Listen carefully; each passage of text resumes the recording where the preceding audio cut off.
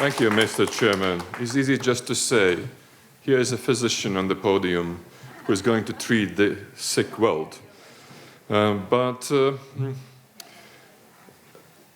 really, my topic is a little bit longer than just do we need a new paradigm in the European Union or in Europe. And I was inspired by the President of the European Parliament, who mentioned in his interview in Die Welt magazine that there might be a possibility the European Union may fall apart. So it's not motivating, because if we really publicly announce by the leadership that it might happen, it might happen. So I decided to look in the history of collapse of Roman Empire. And are there any lessons we can learn today not to allow the European Union to fall apart as it happened with the Roman Empire? And I would say I found in the literature and in internet sources at least 10 major causes that caused the collapse of a very powerful state which lasted for 500 years and disappeared in the 5th century. So all the similarities are not very strong, but some of them are. But I will go through all 10. The first mentioned cause is antagonism between the emperor and the Senate. I don't think this is relevant today because, of course, we have some antagonism between the European Parliament, the European Commission, and the national member states, but it's very well balanced by the European Union's Council, and really, you know, we learned how to balance it better and better in the next coming years. I don't think this is a big trouble. The other one is decline in morals. That's a very tough question to answer because there are no criteria. What is a decline of morals? We know what's bad, what's wrong, you know, what's good, but you know, the criteria are very relative. But we must take into account that some, let's say, nations or even people or organizations outside Europe just mentioned that the Europe is declining in morals. And I must say the opposition voices come from very different places of the world, starting from the Muslim world and ending up with Russia. So, and they are very different. But this is just a warning sign that we have to pay attention what's going on with our moral inside the European Union. The third one is relevant 100%. That's political corruption. You can imagine, you know, the political corruption and the influence of army on the emperor was one of the causes of collapse of a strong Roman Empire. So the question is usually, you know, is there corruption still there in Europe? And we have to face that it is, only more sophisticated form. And usually when I'm in discussion on corruption, the emerging democracies, they usually have the unrealistic impression that they will pass some law in their parliament and the corruption is ended. And that's not so. We have passed in my country a long way from capitalist, let's say from planned economy to the free choice economy, and which passed a big number of laws, and we still keep on doing, and the corruption is still there. As I mentioned before, only in more sophisticated way, and it's more difficult to fight the corruption. But we have to be aware that we will never stop, even in very advanced democracies, stop fighting the corruption, because this is one of the causes of the collapse of the definite state, or the union of states. So then the next one is a very interesting thing. Fast expansion of the Roman Empire. They gain more and more territories and they cannot protect the borders. Of course, there are politicians in Europe who say no for the expansion, and there are politicians who say yes, we must expand further. But the problem is not an expansion. The problem is, can we control the borders? Today we see that with a Schengen, with a great value for all the people living in Europe, we must to protect or let's say to control the external borders of the whole European Union. And we need common efforts and at least a common organization, institution and structure how to protect the borders, to make it safe for the inner territory of the European Union and to keep all the benefits we got from the free movement of people. So there's some definite goal, and I hope that Europe is going to tackle it in the nearest future. Then the next one is a very, very strange one, military expenditure. Too high military expenditure in Rome. And they try to solve the problem by paying less to the soldiers. And the same weakening the army. We have just an opposite. Inadequate expenditure in Europe for the military sources. Because we all know that the European Union is a project for peace. Why should we need military? And now we see, yes, it is a project for peace. It is a very, very good experience, but we need military expenditure, a smart military expenditure, just to protect this island of peace, because it's very far from today when the whole globe will live in peace. But someday it will happen. So we have to learn something from Rome. Then a very interesting, again, cause. Barbarian knowledge of Roman military tactics. That means that the barbarians who destroyed the Rome knew very well how the Rome politically and militarily was constructed. And that's what we see even today in Europe. And again, it's interesting that not only, people who are coming, the refugees, or let's say legal and illegal immigrants, so it's the people inside Europe, and even Russia are using the legal framework, the social system, the human rights, which are protected in Europe, to create their targets of influence, to really go in and take benefits from that. It's not paying any job or any money for that, because all this was created by a labor, by working of all the European nations all together. You cannot really create welfare and freedom if you don't work. So, and now it's the best part of the world.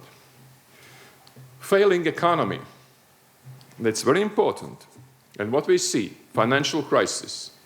Yes, we had a financial crisis. We have a financial crisis, and then afterwards we had a sovereign debt crisis, and that means, economy and finances mean a lot. And in the Rome case, it was too heavy spending. The Roman elite spent a lot, too much they collected.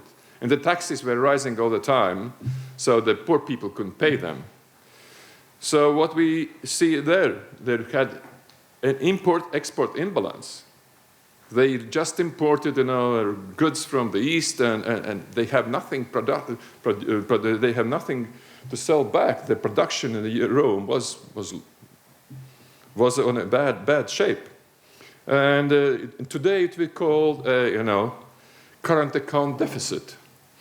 That means, really, there were economic causes behind the collapse of the Rome Empire. And it's interesting about the labor market. There was a cheap labor force, slaves. And at the same time, they had unemployment of the Roman working class. And there was a lack of qualified labor. We sometimes see these situations today too. And the exit of this situation was more social benefits, handouts from the government, just to keep all these working class alive, more attractions, more spendings on entertainment, on different shows. Today they are shows, then there are gladiator fights or something like that. And we see that we have to be very careful, because we all see these tendencies, economic tendencies, in our lives today as well. But now I have to one more very important cause: decline in ethics and values. So people, didn't understand anymore what's good, what's bad, what's right, what's wrong, what's desirable, what's not desirable. And we see, and many speakers in this conference mentioned, that's a big problem. Double standards, double standard approach. And I can't really imagine why we do so. If you look at, let's say, on the secularism of the state, then when we have a monarchy and an Islam state, they are our friends. When we have a secular state, like Azerbaijan, it's attacked by the Europeans. Why? We are for the secular state, but we are attacking the secular state. At the same time, we are great friends with the monarch because it's easier to deal with. It's just one person to deal with. And there are a number of double standards, what's good and what's bad. The second thing is greediness and moral selfishness. And I really liked one president of the bank who said in a discussion in Davos during the financial crisis, the citizens who are applying for credits, for loans, lied that they are ready and they are capable to pay them back, which is half of the problem. And the banks pretended to believe that they don't see it, that they say, okay, you will pay back.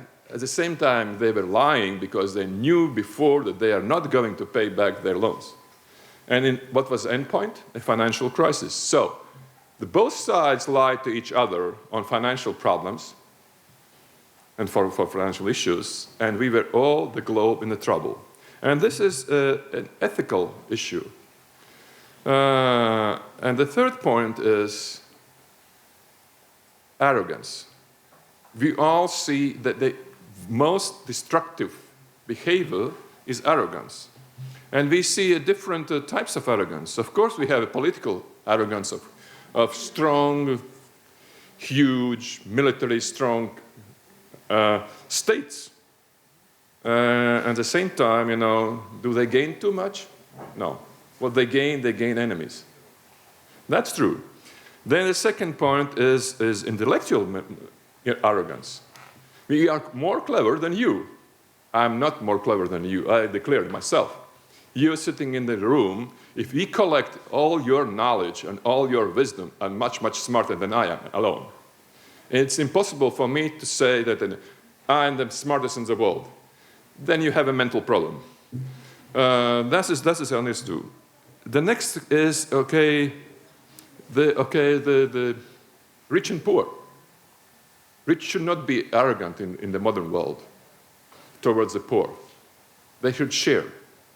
How much? It's a different question. In which way? It's a different question.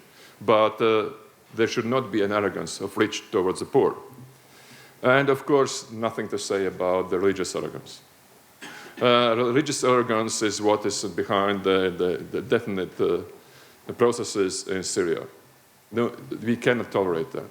We cannot accept it. We cannot even understand it. Arrogance is what we have to fight as much as the corruption in political area. And now we come to the next point, the ninth point already. Barbarian migration and invasion. Okay, let's forget the word barbarian. Just to see the movement of migration of people during the Roman time. And we see the same. We have migration, and the migration is normal. But we cannot really tackle the scale and the numbers and the speed of the migration. And we can't change it. We have to adapt to that situation. But if we can't do that, we'll collapse like a Roman Empire. Because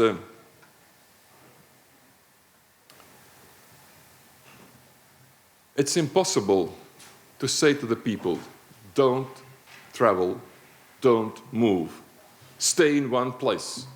It's any more impossible. They will move, They will look for something better, for better life, but this is a big problem.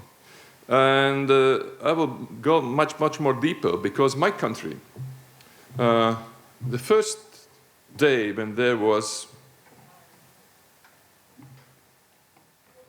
advised to take the refugees, said no. The first day, and it was an absolute mistake by the politicians, because you have an image, you don't want the refugees. But I would say more. In 3 months, the motivation changed. And when the people understood that it is inevitable that the refugees will come, and we'll have to take care of them, and we have to integrate them somehow, they said, oh, it's not a question we take them or not. It's a question how to deal with that problem, how to help these people, we see opposite directions in some other countries. But in my country, I was really happy, because if somebody says no in the beginning, just knowing nothing about that problem, it's very important that they start to think, they start to realize, they start to adapt, they start to look for the solutions, because you can't stop processes which you can't stop. Now, let's say, what are maybe the proposals, what to do? It's very important to answer the question, how we will communicate with these people. Because I say it again and again, we can't change their religious beliefs, we can't change their ethnic or family tradition, because it's the strongest tradition you ever have. The only thing we can change, and we can ask for change, to adapt to a social behavior, the culture of behavior. So we have to teach both sides, the hosts and the refugees, how the interface of communication should look like. And this is a process you need to be supported from both sides. Because in many times it's a question of perception. And I'll be more provocative. There was mentioned that 5,000 euros, which the refugees paid for the trip over the Mediterranean, is peanut money. It's not. I must say, in my country, every citizen, majority of the citizens, will say that 5,000 euros is a big money. And the next question is, where the money come from? And then the refugee arrives, and as was also mentioned by some speaker here, and so they offer the shelter, it's the first. The second, we offer the food. And if the refugee says, it's not the right food, immediately a question arises, what's going on? We offer you a shelter, we offer the food, we offer, our kindness, and what's behind that? And we look at the smartphones. All the refugees have smartphones, so they cost some money. Okay, maybe cheaper than in Europe, because they come from Abu Dhabi. Maybe, but you see, what am I talking about? All these details are very important. The perception of the process in the minds of people is very important. And we have to pay all our efforts to make it better. What are my proposals? Shelter, because at first it's inevitable. The refugees must be welcome to the Europe. They must be treated well in the Europe, otherwise we'll be in trouble like a Rome. So, shelter first, food second, language,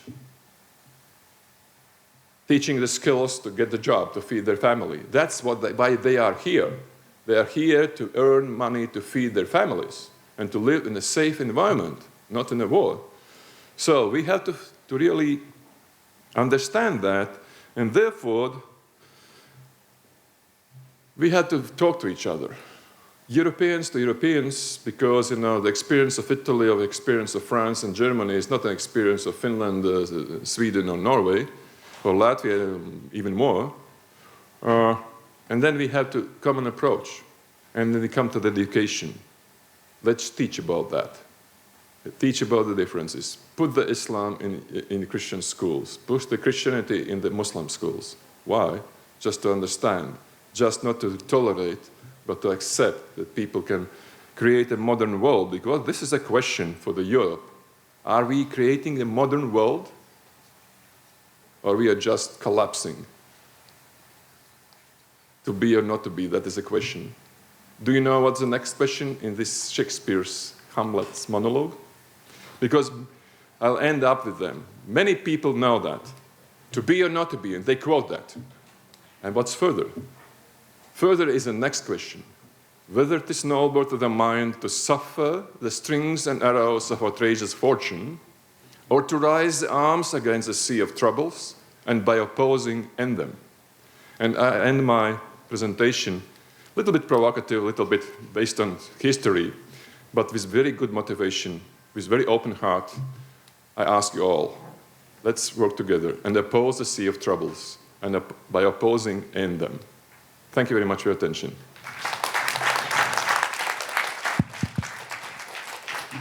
Well, Vladis Zatlers, thank you very much for your speech.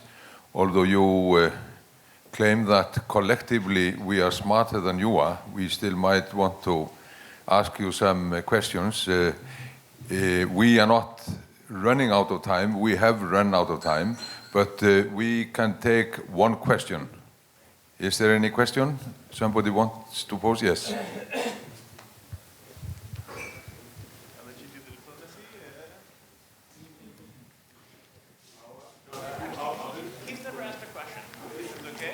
I don't think he's had the chance yet, yes? You're making it difficult to provoke him. Right.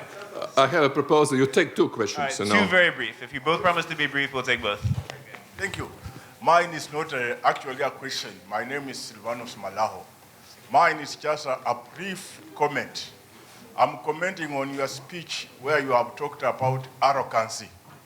I am very happy because of your humility and the humility I have observed here, including even of the former president of Romania and the MAC, people who are organizing the activities of ICT. Because at times, we people from Africa, we have had a lot of, we have been subjected to some kind of arrogancy, which has even killed our thinking, which has even killed our participation in some kind of forums like these ones. But I am very happy because of the way you have talked, the way we have seen humility here, and the way the program was organized, so that we people from Africa, we have been integrated and we have been given room to express and participate like others. Thank you very much. Mm-hmm. Mark, can I ask a question to the audience? Usually when there is a fight of different opinions between the Western Christian world and the Islamic world, I asked just a question if I'm on a panel. Do you know in which book, the Quran or Bible, the Saint Mary is more often mentioned? Do you know that? Quran. You are clever than me. Thank you very much.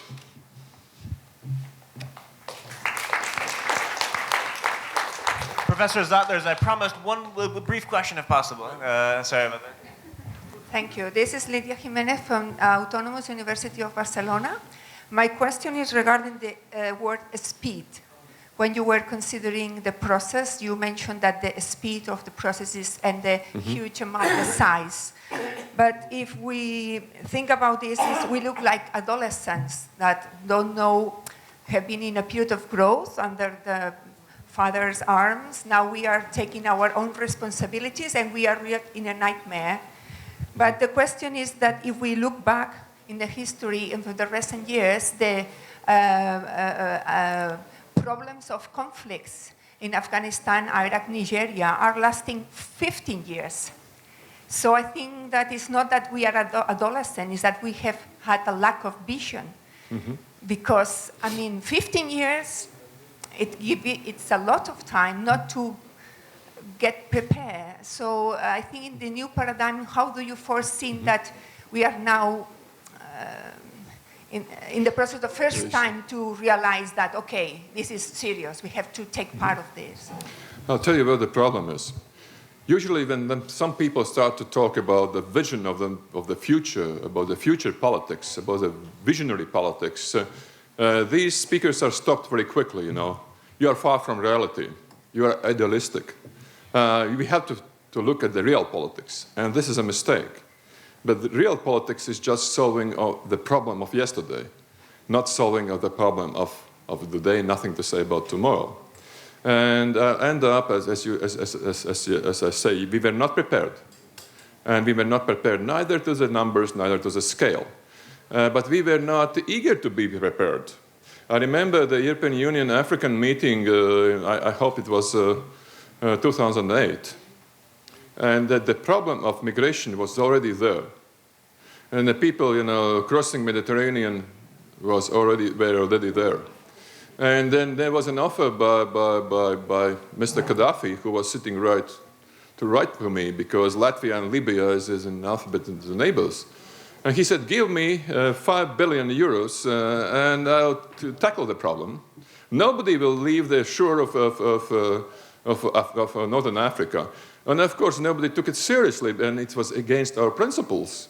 But the other proposal which came out from Europe was, you know, let's do something to promote the legal migration, because it will come. And that was a period when the European External Action Service was created, and that is a good reason, you know, to the European Union's embassies in every country they are, you know, they can really help the people, you know, who wish to migrate, and we have to accept them, you know. It's a more controlled process. There was, you know, a lonely voice in the desert, because that's not a problem today. Let's look to the real politics, and that's a problem. Today we face, really, you know, I'm really pretty sure that Europe will cope with this problem. I'm 100% sure. But not in the best way we could do. Because we are all in trouble, we don't know what to do. And one more thing which I didn't mention about the rise of nationalism in many European countries. Don't be afraid of that. Don't be afraid. They will never come up more to 10%. It's a part of democracy. And we can, you know, really control it by uniting the moderate forces. The union of moderates is what we need. In Europe, all over the world, in the relationship between Europe and Africa, relationship between Europe and Asia, whatever. You see, this is an end result of doing nothing and closing eyes when you see a definite problem. And that's because it's so easy, as I mentioned in my intervention, that it's very easy to scare the people and then say, we are going to protect you. We have to really not to scare, to avoid any situations when the people are scared, because people don't know. Even the politicians, the governments, they don't know what to do. They need good advice. And yesterday on the board meeting I said, you know, the ICD might be an instrument offering a proposal, expertise to the governments, how to do and how to deal with this problem we face altogether. Because that's the only way out. We have a motivation to solve this problem, in a way that every person who arrives in Europe gets a job, feels free, can feed his family, and feels happy. If he is not happy, Europe is in trouble. The whole globe is in trouble. Thank you. We applaud Vladis Zatlers and thank him for his very valuable contribution. Thank you very much.